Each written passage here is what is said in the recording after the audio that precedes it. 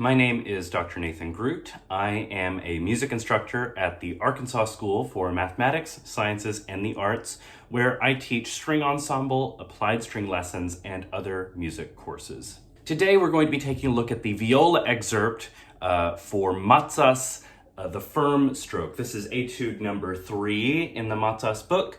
It also happens to be this year's Arkansas All-State, All-Region Etude, or one of two of them. This is set 2 that we're working on this year for Arkansas All-Region. So this is called the firm stroke, this etude.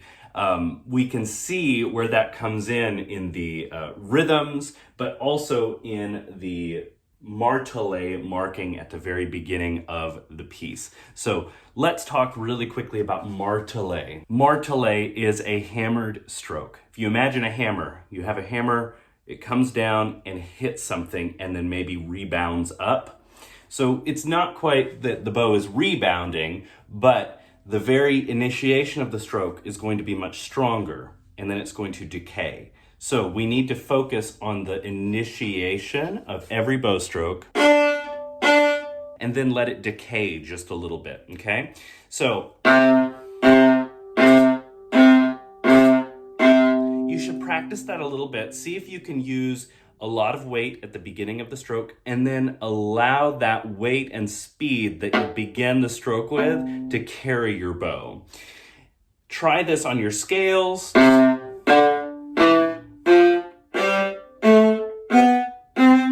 In order to get a really clean articulation on each of those martelé strokes, okay? You can use your whole bow, for example, in scales or in exercises. This is a good exercise for that.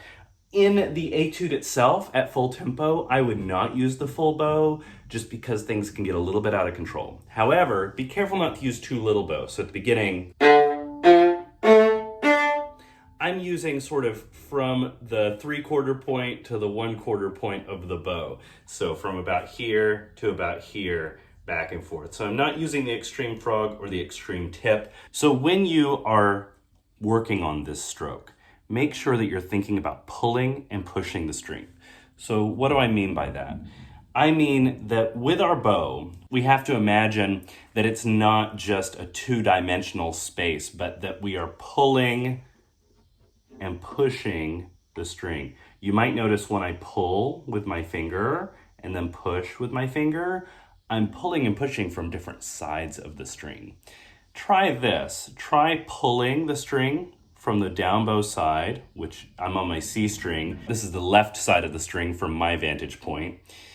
And I'm just pulling. Try wiggling the string and then pulling. Now try pushing from the opposite side of the string. It can be easy to get your G string here, but try just moving ever so slightly down, wiggling the bow, and then doing an up bow. See if you can get a really clean articulation. You don't want it to be this.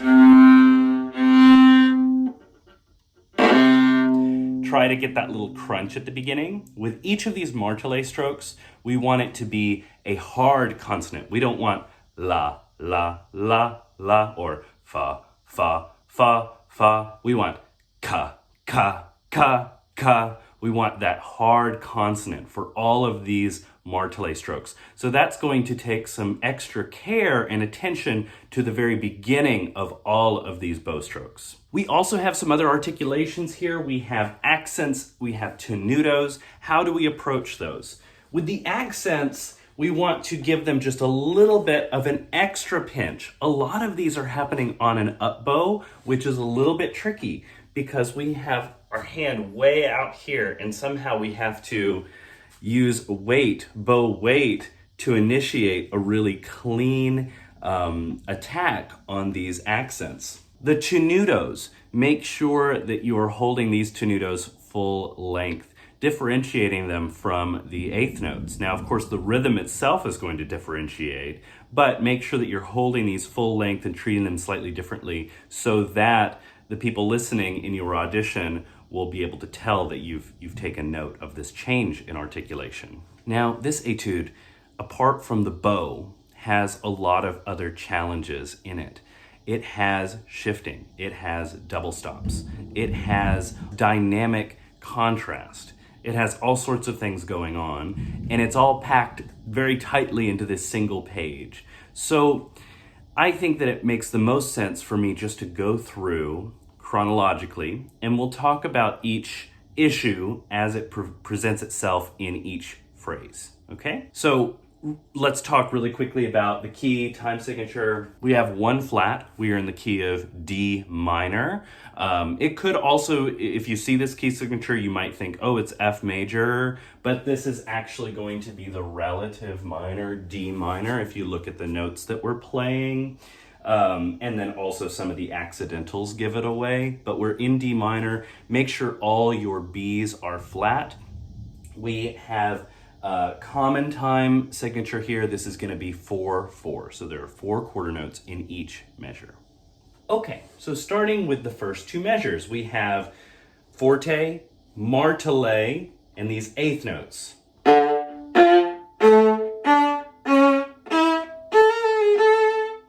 Now, don't get too worked up about the eighth notes themselves. I've seen a lot of students approach this etude and they think it's some kind of weird syncopated rhythm or something. If you're playing with a metronome, it's just 1, 2, 3, 4, 1, 2, 3, and a 4. So make sure that you're not getting too off based on the fact that we have an eighth note and then an eighth note rest. I know it's not the nicest thing to look at, but what's happening here is this is just so that you play it short. Mazas could have written this as a quarter note with a staccato, but he didn't. He wrote it as an eighth note and an eighth note rest. I think this means we need to pay extra attention to the duration of this and to make sure that it's nice and short, that there's a nice big space, an eighth note sized space between each of these, okay? So these first, nothing crazy. D, F natural, A, D fourth finger, C sharp, high 3, E. Now we have a shift up to third position. So We'll be shifting a lot, but just to introduce the concept of shifting in case you're a little fuzzy on it, make sure that your whole hand is moving up, just like a train on the train tracks, right? So you don't want anything left behind, you don't want anything going ahead, you want it all to go up, just like this. Since we're going from an E first finger to an A second finger in third position, I want us to think about a note, a different note that's not written. This is what's called a guide tone, a note that's not written but will help us think about our shift, okay? Gonna go from E, gonna do a super slow shift, okay? Let off your finger pressure, everything comes up, third position, let the finger pressure go down again. We've gone from one E to one G, first finger E to first finger G. Now put your second finger down. Why do we go to all this trouble to think about a note that's not in our part? The reason is that we want to prioritize what the hand is doing, the shifting, the hand frame shifting, rather than thinking about individual notes. E to A something, and then all these fingers are up in the air, and it's a disaster. So we want to think about E, third position, A.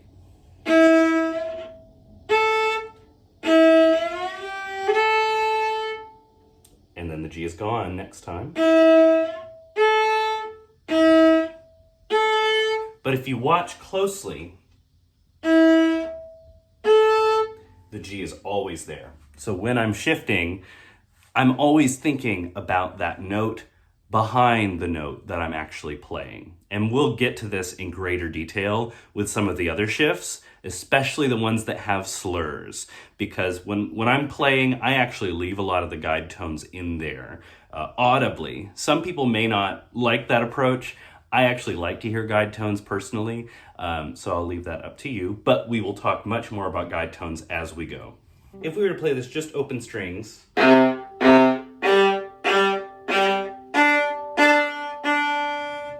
we're going to have a martelé stroke that's detached, bum, bum, bum, bum, bum, bum, accent, accent, and then a tenuto. Make sure that that tenuto is full value, okay? The next two measures are much the same,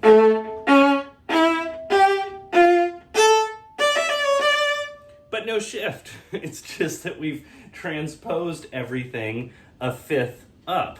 In these measures 3 and 4, we are playing the exact same thing with the bow, on different strings of course, but the exact same articulations, same idea, but it doesn't require us to shift.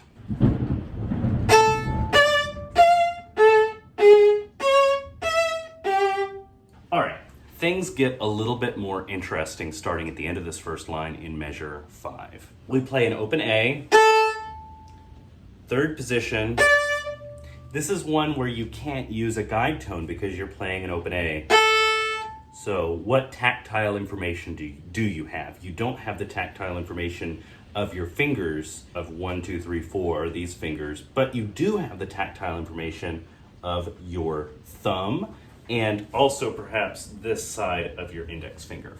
So sliding up, find that D. A good exercise is if you want to drop your hand, first position, third position, finding it over and over again. See if you can find it 10 times in a row perfectly in tune, and then you'll know that that's reliable. So we play this A, D, F natural, A. I'm finding this A, by the way, from my F natural. So I played F natural, and then A is on the next string, but it's a half step behind that A natural, okay? Now, in measure 6, we're confronted with G sharp, C sharp, E, and G natural. The G sharp has a 2 over it.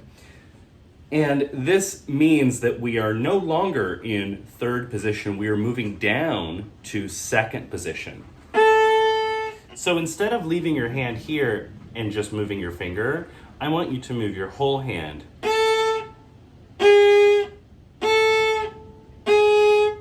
So Practice moving that whole hand, which will now put your first finger on an F sharp, where it was on a G before. So we play G sharp with our second finger. Our first finger, which has moved down to this F sharp that we have not played, goes over to the next string. And that is where the C sharp is. That's where that next finger is. That's why we're moving our whole hand instead of sort of maneuvering our fingers, because it requires us to make fewer motions. So that again is the last note of measure 5 is A. Whole hand goes down a half step, G sharp, C sharp, finger should already be there. Third finger, E, G natural. G natural, I'm gonna find because my first finger is already on a C sharp, so I'm gonna bring it right over to the D string, and it's going to be a half step above that C sharp, just on the next string. Now I need to reach back a whole step to find that F natural in the next measure. And this is a slur. 2 tenutos. We use the open A to shift down, okay? So second position, 1, 2, open, shift down, 2, 1, shift up. So that measure 7, is a little tricky. You're in second position. And then first position. Now you have to shift from E to G. This shift isn't hard, it's just maybe one you should practice. Just 1 to 1. Make sure nothing's getting left behind, right? So you get up to third position. And then you just go right over to that D, second finger. These smaller notes are just grace notes, and you're just going to fit these in before beat 3. Okay, so we finished our first full phrase, these first 8 measures. Now, it kind of repeats again. It's the same material. So if I look at measure 9, we have...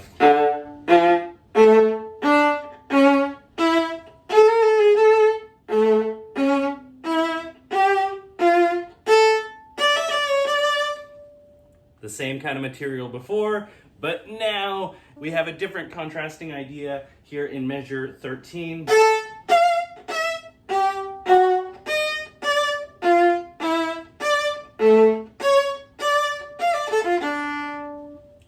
The bow is just going to be the same as we've been doing with these 8th notes, nice martelé stroke. We have an open A. Remember how we practiced getting to third position? Just do that again, except after you get to first finger, go 1, 3, 1, 3. Make sure that your second finger is down to help you find that low 3. So in slow motion, it might look like this. And then eventually you'll get to where you can play it without going 1, 2, 3. But this is going to help you measure up so that you're not guessing where that note is. Shift down to first, low 4, low 2, big string crossing to G, big string crossing back to A, you have a C sharp, measure 16. Accent that D. Now here's a little tricky thing. This is not a shift for this F natural on the second beat of 16. This is an extension. Extension. How do we find an extension? So we can find D, and then fourth finger E. What happens then if you flatten that finger out? You have an extension up to F. So normally our fourth finger is just going to go down on the tip, and then we're just going to flatten it out. Practice finding that a few times in a row, okay? Notice that there are 3 slurred and then a staccato. So make sure that the F staccato is nice and separated from the others, but make sure that it's also not accented. So this means you must use a little tiny bow for that staccato note so that it doesn't stick out.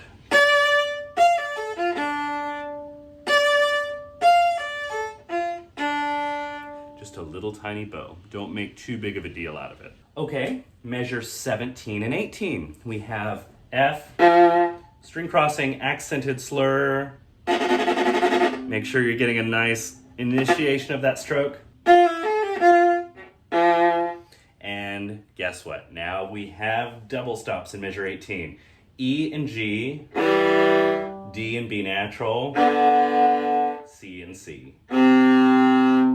So when you're practicing these, if you're having a little bit of trouble hearing the double stop, sometimes it can be helpful to practice them as lower, higher, together.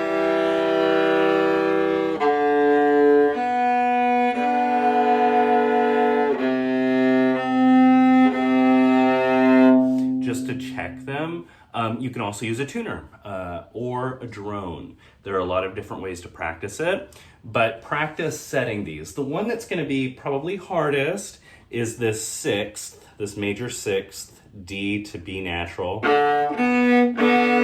And then the C octave is going to be most obvious if it's out of tune. So if you're going nice and fast and you play the C octave a little bit out of tune, then that's going to be the most noticeable part of that. Also because it's the resolution. Okay, then in measure 19 and 20,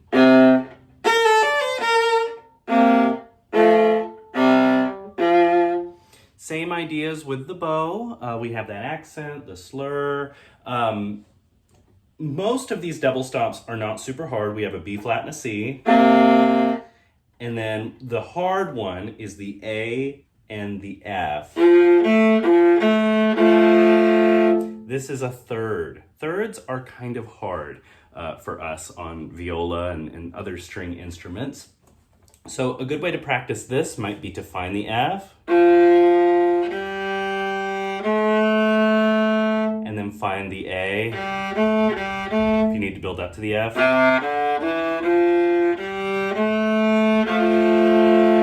And find it that way. You could go the other way.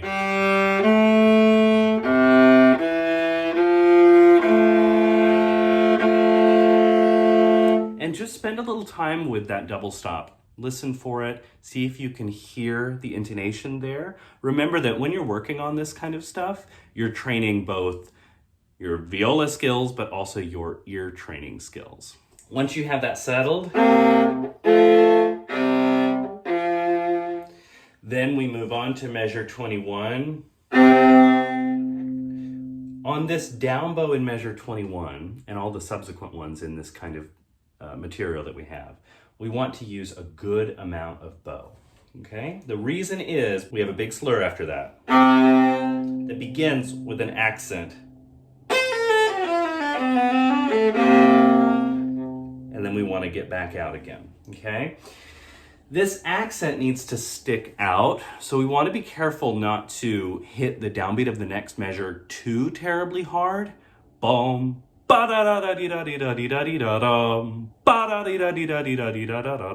This is the idea. Now, this presents a problem because we need to get out to the tip on the down bows, right? How do we get out to the tip on down bows without making them also accented? We want to use more speed than weight on those. And on the up bow accented runs, we want to use a lot of weight right at the beginning and then save. Except for the one with the crescendo, which we'll get to. So, you go through that slowly. We have a down bow, big down bow. Accent, use a lot of weight at the beginning. And then we're going to use more speed, less weight. More weight. Less weight, more speed. More weight, less speed. And now we're ready for these double stops.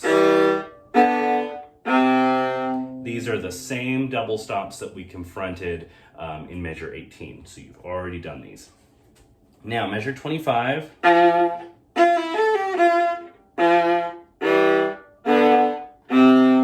very similar material that we've dealt with. There's that third again. Now measure 29, things get a little bit trickier. We have more runs here, but these are not accented. We have a tenuto here on the C. This interval here from the F natural to A can be a little hard to get in tune, or at least it is for me. I don't know if it is for you, but the A has a tendency to be just a hair flat. And the reason, I believe, for my hand is that I have to go low 2 for low 2. So the low 2 has to stay there. So I'm a big proponent of keeping all your fingers down. However, for this, I think it's okay to let the first finger especially come up to allow our hand to stretch just a bit more to reach that fourth finger.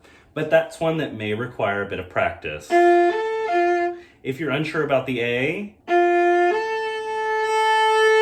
you can play it with your open A string just to check it. So we have another tenuto.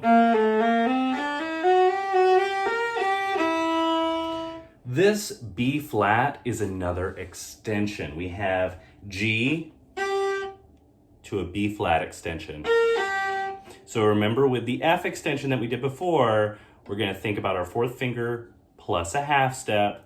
And in reality, what we're doing here is we're just flattening out that finger. So practice going from G, flat, and extended, B flat. Just practice reaching that. But I find that thinking about pad of the finger versus tip of the finger is one of the most helpful ways to go about that.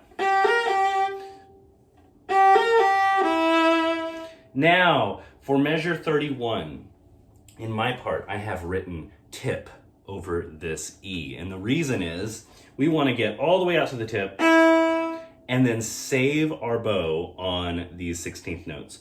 Why? Because we have a crescendo and it's slightly longer than all the other ones. Also, this A flat in the next measure is going to have a tendency to go if we run out of bow. So we want to be careful to save at the beginning of the up bow so that we have something to spend as we crescendo. So we have E all the way out to the tip, shift, and then we have a little bit of extra bow to use in order to make that A flat not sound kind of wimpy. So we have that shift, make sure that's nice and smooth. For the A flat, you could either shift your hand, which I think is what's comfortable for me, but you could also just flatten out your finger. Either one works there, but make sure you're just going from that G and going up a half step, okay?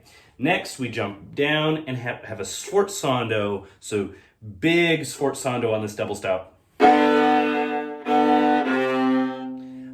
Then we shift up, 2, 3. So these might be hard for some people. Make sure that you practice getting to third position, first of all, because you could have a perfect shape here, but if it's in the wrong place, it won't matter. Make sure you're really getting to third position. You can practice by finding G, going G, A, and then a half step above it on the next string, F natural. When you play this C, open C, do not let go of this. Keep it here. All you have to do is lift up your third finger and move your second finger over. And then you have the A and F natural again. Okay, so at the end of measure 34, we have a dynamic change, the first one in the piece, piano. Big dynamic change from our forte. It's a different character. We have piano dolce, sweetly. So we're going to change our contact point from here, closer to the fingerboard, less weight. I like to use a good amount of speed here even though it's going to spend more sound, because we are playing this solo. We want to have a good sound even in the piano sections. So I like to let up mostly on the weight and change my contact point.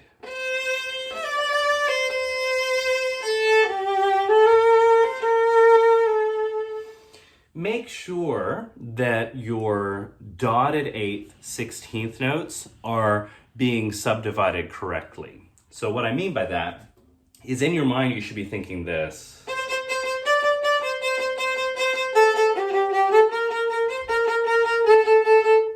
It's easy to turn it into triplets.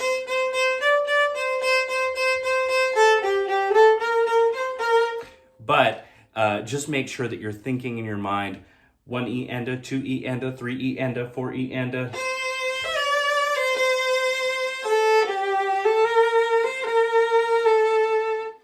Make sure the grace note also doesn't throw you off course too badly. So try practicing it without the grace note. And then add the grace note in.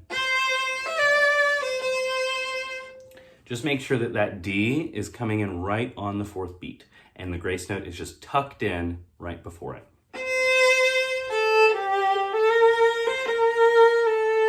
Same idea here.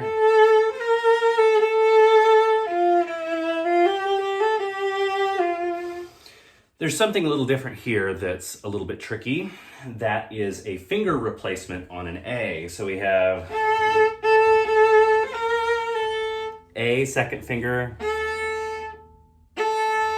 replaced with a 3.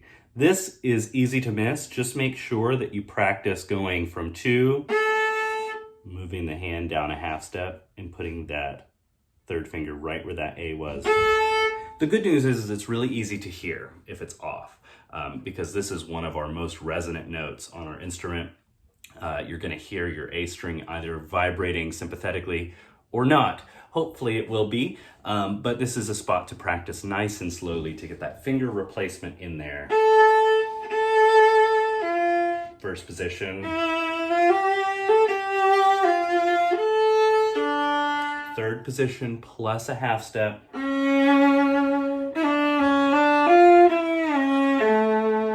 This shift you're going to hear no matter what, so enjoy it.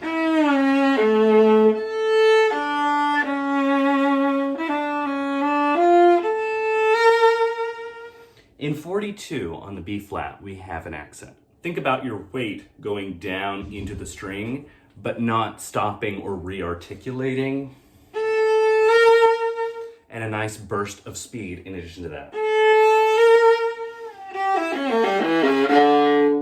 Here, just make sure that you are getting that crescendo in. Just make sure that you are using enough bow to get back where you need to be for this martelé stroke again, because we're back in the original character, okay? Same materials as the very beginning.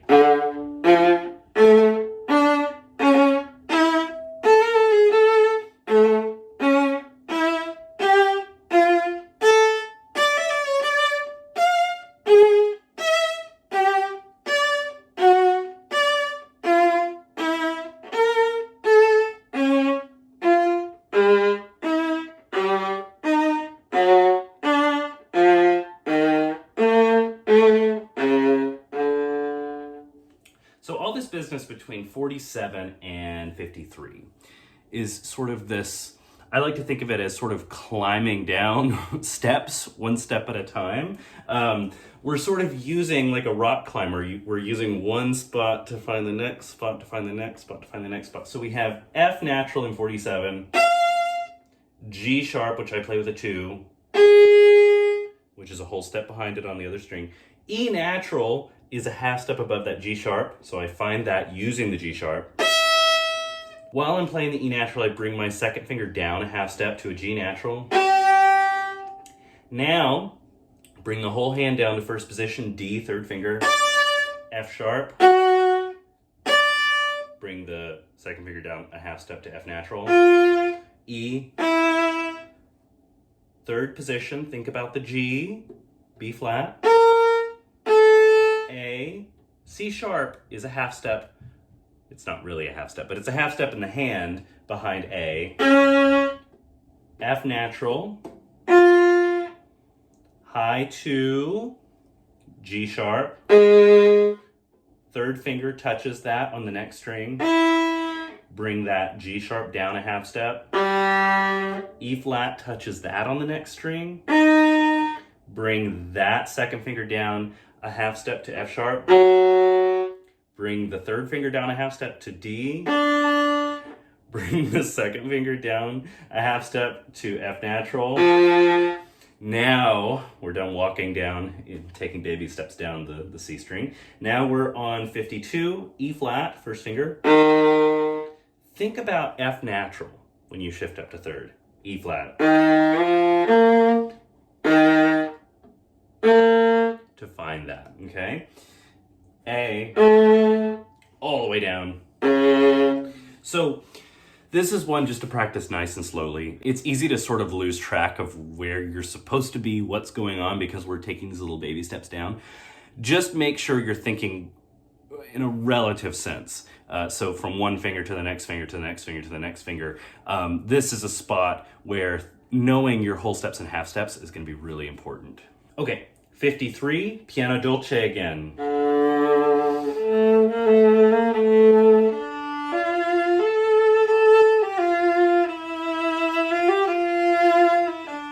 Third position. We're gonna find these right next to each other in the hand.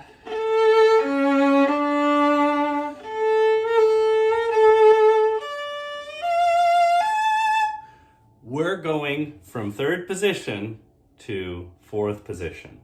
Now, in measure 57, I want you to think about an E flat between beats 2 and 3. E flat first finger. This is our guide tone. So we have A, D, E flat. That's our guide tone. Because we're going to need that E flat later. Also, it helps us find our F and our A that we need. Now in 58, hey, there's the E flat. So now we have E flat. The guide tone in beats 3 and 4 is going to be E flat to F, and then your fourth finger will be right there. Now you have your third finger on A in the next measure. This is another shift that you're just gonna hear. There's no way around it, so enjoy it. It also happens pretty quickly, so that's one that you'll probably need to practice.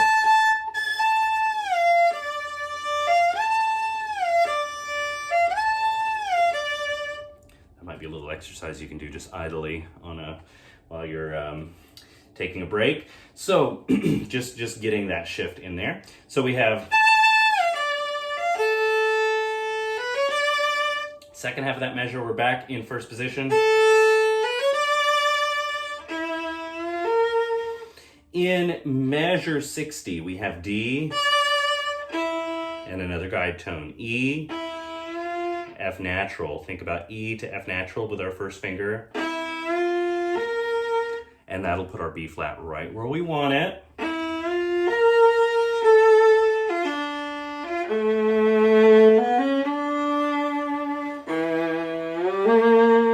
In measure 63, we have another guide tone, E. Think about E to G, second finger to second finger.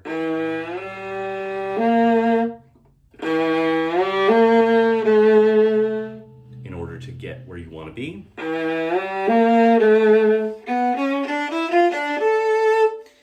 Make sure that, so this is a little bit tricky here.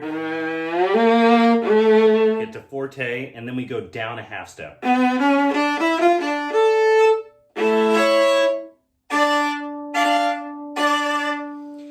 With this chord, just think about these fifths here. Fifths between the A and the E. Practice finding those, dropping your hand, finding them. Once you're getting pretty consistent with them, add the second finger. With the bow, make sure that you're playing 2 and 2. And using a good amount of weight and horizontal motion. Then you're shifting up to third position. F natural along with the open string. And then first finger to end it.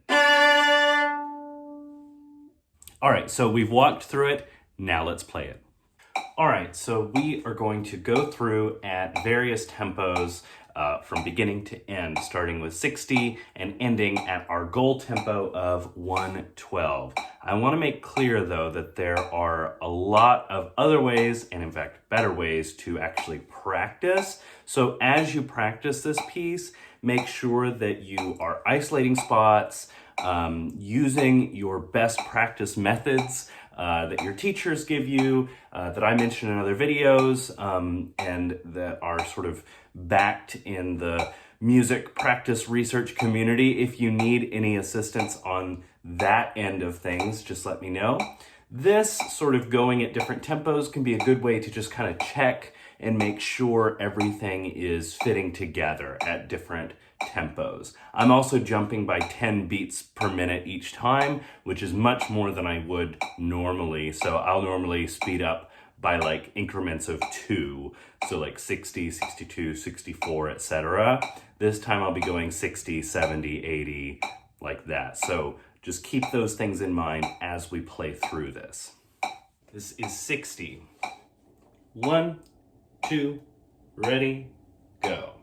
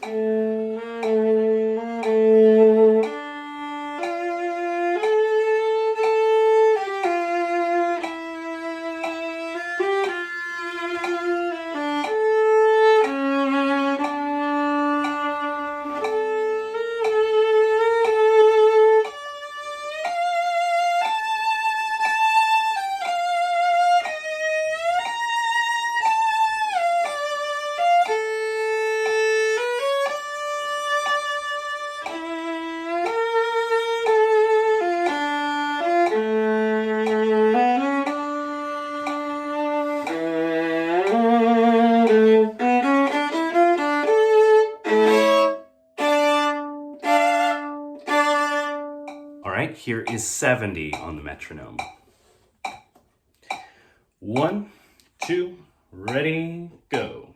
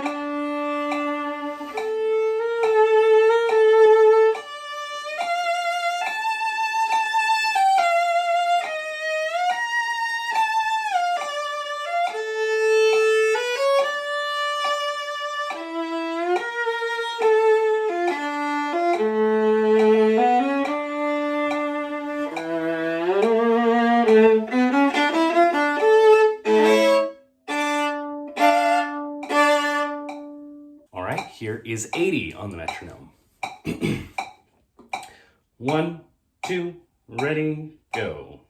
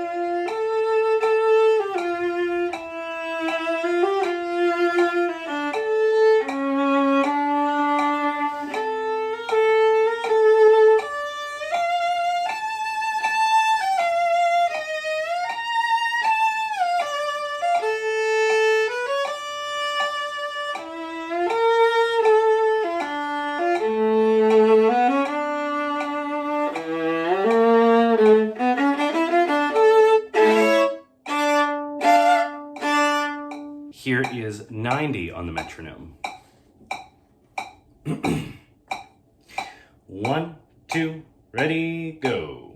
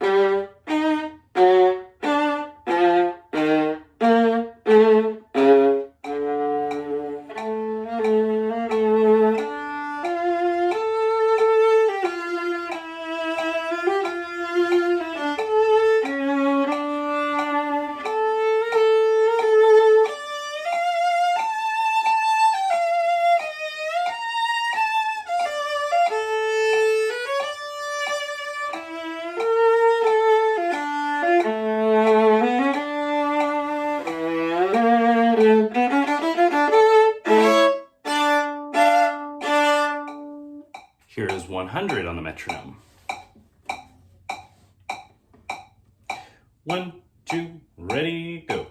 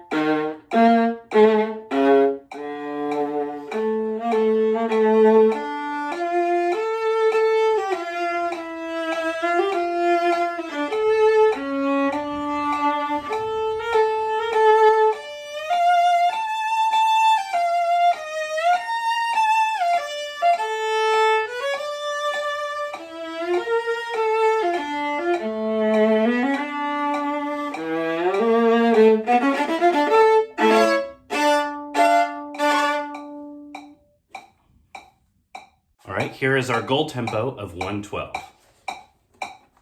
1, 2, ready, go.